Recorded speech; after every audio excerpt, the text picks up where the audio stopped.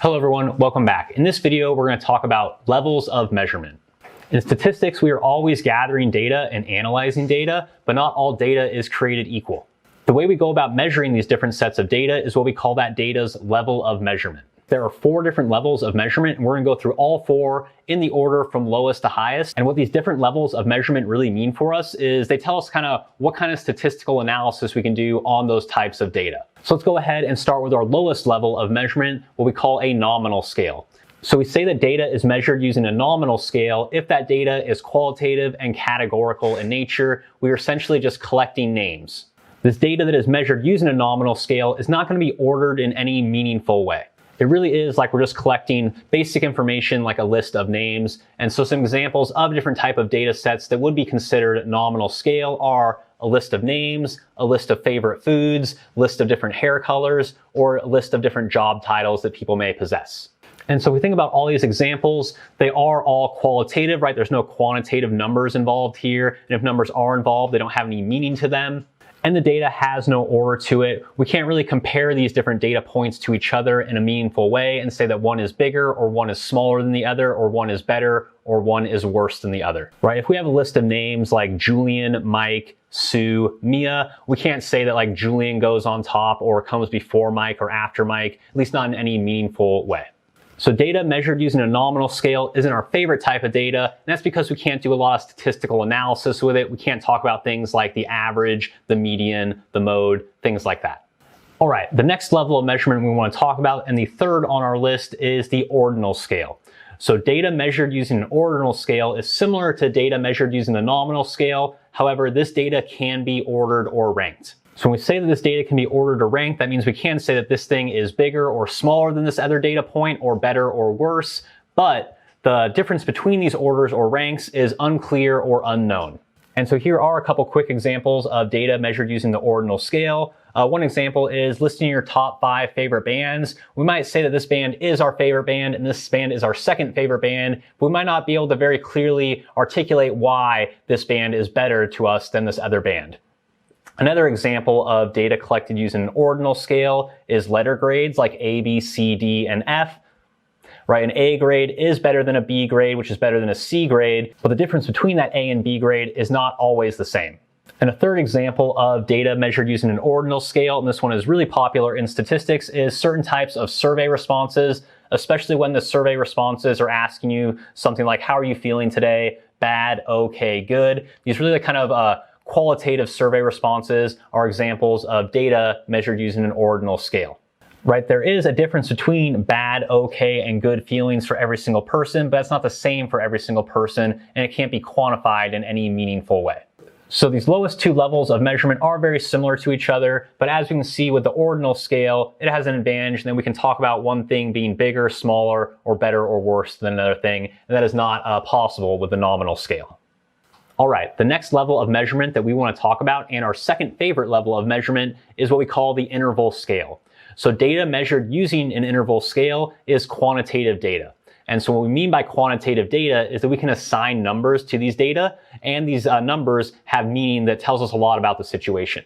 Moreover, we can actually do things with these numbers. For example, we can add and subtract these numbers in meaningful ways. However, multiplication may not always make sense. That's going to come in our next scale up. And also for the interval scale, 0 does not imply the absence of the quantity, and 0 is not considered like a starting point for the quantity.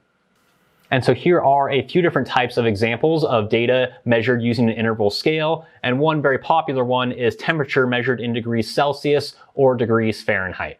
So in either of these temperature scales, we can compare 2 different values together, like 20 degrees to 60 degrees, and we can see that that difference is like 40 degrees. And that difference between these 2 data points makes sense. We can wrap our minds around what does a difference of 40 degrees feel like. However, it's not necessarily true that like comparing 20 degrees to 60 degrees means that like 60 degrees is 3 times warmer than 20 degrees. And intuitively we might be like, wait a second, 60 degrees does actually feel like 3 times more than 20 degrees. But that kind of breaks down even further when we start talking about things like 0 degrees, right? So what would 3 times warmer than 0 degrees be? So that doesn't really make sense. So that's why temperature measured in degrees Celsius or degrees Fahrenheit really is an interval scale. Another good example of data measured using an interval scale is collecting people's birth years. Right, one person might be born in the year 1990, the other person might be born in the year 2003, but we can't really say that someone born in 1990 is like twice as old as someone born in 2003 or anything like that. The multiplication gets a little bit fuzzy. And a final example of data measured on an interval scale is collecting people's times of arrival, whether that's to like an airport or a classroom, doesn't really matter, but kind of time measured in that 24-hour scale is examples of data measured on that interval scale. Right, someone might arrive at 1 o'clock, someone might arrive at 3 o'clock, and the difference between those two arrival times is 2 hours. That difference between the data points makes a lot of sense. However, multiplication doesn't really make sense, right? 3 p.m. is not like 3 times later than 1 p.m. or anything like that. All right, our number one level of measurement is the ratio scale. Data measured using a ratio scale is quantitative and ordered, right? They always are going to be kind of meeting the criteria of the previous scales. But these values coming from data using a ratio scale can be added, subtracted, multiplied, and divided in meaningful ways. And also, 0 is going to be considered the starting point for data measured on a ratio scale, and 0 also implies the absence of that quantity. So in order to meet the ratio scale criteria, you have to meet the interval scale criteria, but then a little bit more. You have to also be able to multiply or divide your numerical values in meaningful ways, and 0 has to be the starting point and also imply like the absence of that quantity. And so some examples of data measured using a ratio scale are like lengths. Like if we have a length of 0, then that means that has no length at all, that thing's not there. And if we compare something that is 1 meters to 2 meters, well, we can take the difference between those two measurements, they're 1 meter apart. And we can also, in a meaningful way, say that 2 meters is twice as long as 1 meter. And so these lengths of measurement are data measured on a ratio scale. Another example is someone's weight, right? We can compare someone that is 50 pounds to someone that is 100 pounds. They're 50 pounds apart, but also that person is 100 pounds can be said to weigh twice as much as the person that weighs 50 pounds, right? It makes sense to talk about multiplication in this comparison. Salary or money earned is also an example of data measured using a ratio scale. Someone who makes $0 has no income. There's an absence of income. Someone who makes $10,000 compared to someone who makes $30,000, well, there's a $20,000 difference, and that person making $30,000 is making 3 times as much as the person making $10,000. And a final example of data that can be measured on a ratio scale is your percentage grades. We talked about like letter grades earlier, but percentage grades are a little bit different. You're given that very specific numerical value where you can say that this person scored 3 percentage points higher than this other person, or the person that scored a 45% compared to a 90% did half as well as the person who scored that 90%. And so remember, we differentiate between these different levels of measurement because depending on the level of measurement we are working with, it tells us what kind of statistical analysis we can do with that data. Right? And data measured using that ratio scale is the most useful. We can do the most statistical analysis with that data, especially compared to data that is measured on something like a nominal scale. And so if we're ever trying to figure out, what kind of level of measurement do we have when we're looking at a set of data, there's usually just a kind of series of questions we can ask ourselves to help us determine this.